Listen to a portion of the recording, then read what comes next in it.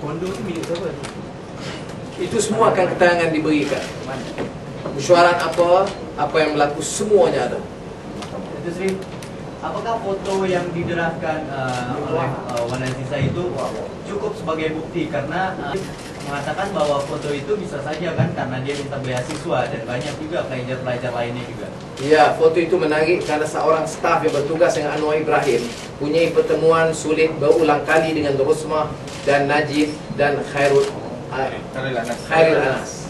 Dan ada keterangan pengakuan bersumpah hari ini bahawa ini disahkan. Bermakna seorang yang telah ditugaskan untuk ke kantor saya. Dan sudah bayangkan orang di kantor saya ada beberapa pertemuan dengan isteri Wakil Perdana Menteri. Kok aneh gitu. Datuk Seri, kenapa memilih kedutaan Turki? Kenapa memilih kedutaan Turki? Kerana Indonesia itu menimbulkan masalah. Tahu tak? Ada alasan tertentu? Tak, saya memilih kedutaan Turki kerana juga negara demokratik yang juga menghormati rule of law, dan saya yakin dari keterangan informasi sebelumnya bahawa sesungguhnya kedutaan Turki itu bisa dimanfaatkan untuk menjaga keselamatan, dan saya buat ketika itu. How is this going to affect your plan for a by-election? You tell me, please. You are the media consultant. No, I dare joke, Aziza is not here. No, let me say this. The plan was, the announcement was to be made today. The constituency and the 4 members of parliament from UMNO and relevant parties within the Barisan Nasional. Okay, this has been derailed for some days, naturally, because I have to consult them, I have to speak to Keadilan and DAP and past leaders. I'm in communication with Ustaz Abdul Hadi, who is now in London, and past leaders, and Kit Siang Guan Lei, other than Keadilan leaders. Not only over this notorious case of fabrication and conspiracy and the scurrilous attack on character, but also on the overall agenda of Pakatan Rakyat. Dr. Sri, good question. So of all things, why is it again that you're being charged for sodomy? What are your thoughts about that? It's a crime, sodomy, and the judicial climate right now. What are your thoughts about getting a fair investigation? I think sodomy, because they think that this is the best in terms of trying to cause this anxiety among Muslims, or the disgust among Muslims, and they thought it's still fresh.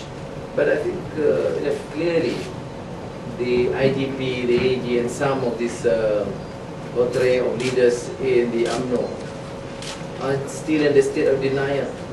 Look, for 10 years you have abused me, maliciously attacked me, using utusan and your missionary. And look at what the result of the elections on the 8th of March. You want to go through that again? Don't be too conceited and arrogant. You can try and deceive. You can't. You can't. You know why you can't? It did not happen. Any amount of theory or hairs that you can take or DNA will not convince me. Okay. So don't try this. Don't think like what some of the media here complain, like, wow, the big issue about the forensic. Mind you, in this report that I gave, it is the whole issue of the forensic, how a forensic doctor was used, and you know how much intimidation the forensic doctors in 1999. So we are working based on facts. My hair is all over. I'm losing hair, except for Sibanji. And do you think that the judiciary and the parliamentary climate is different now? That things It is. This is one reassuring note that we have now 82 members of parliament, and we have seen such a commitment not only from Keadilan but very much so from PAS and DAP, and then we work together.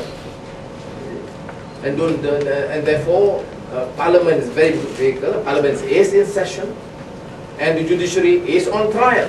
The judiciary is on trial in this country. We have evidence. The media, everybody knows about the compliant media. But even then, the media, at least you have the Chinese and some element the English media, have given some space. I mean, you compare the reporting of these allegations in 98, 99, and in 2008. There's a world of a difference. Although I've not been interviewed by any Malaysian television, but all international media. Because the quality of report in the local media is so high that it's unreachable. Datuk Sri, since your Twitter in 2004, has Azizan Abu Bakar met up with you and apologized to you, or some sort of that took place, since he was a key prosecution witness? I wouldn't say much, but let me say this. A lot of players have come back from forgiveness, I say back from Allah.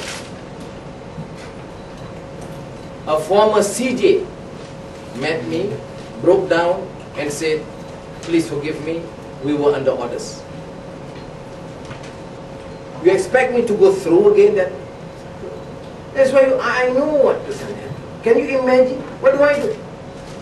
A federal court judge pass a message. You understand us, sir. I mean, please understand us. Circumstances were such, nothing could be done.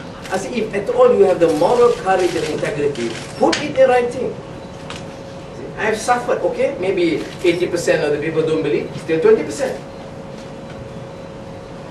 But how can I declare a private conversation between a former chief judge who told me he had no choice in order to save the judiciary, he had to do, and he is sorry.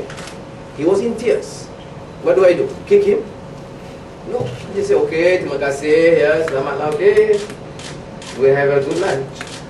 I already had the rotten lunch in prison for 6 years. I didn't say that. I was very polite, terima kasih lah. Tak apa. Keluarga berkata, anak dah kerja dah. Actually, that was my response. But you know, that's why for those of us trying to lay around, we are talking about people's lives. We are talking about justice. It's just not a matter of Anwar. Why now? Because the elections, because the crossover, because the possibility, very close possibility of our taking over. Some of you may not be convinced, it does not matter. But the fact remains that this government and this leadership is under siege. You can ignore the importance of the issue, but you know for a fact that an ST Bharatiya Petra is still there in the public domain, internationally, implicating the wife of the Deputy Prime Minister. Investigate. Is there any investigations? No, because the claim is frivolous and nonsensical. Why don't you say the same thing about this claim?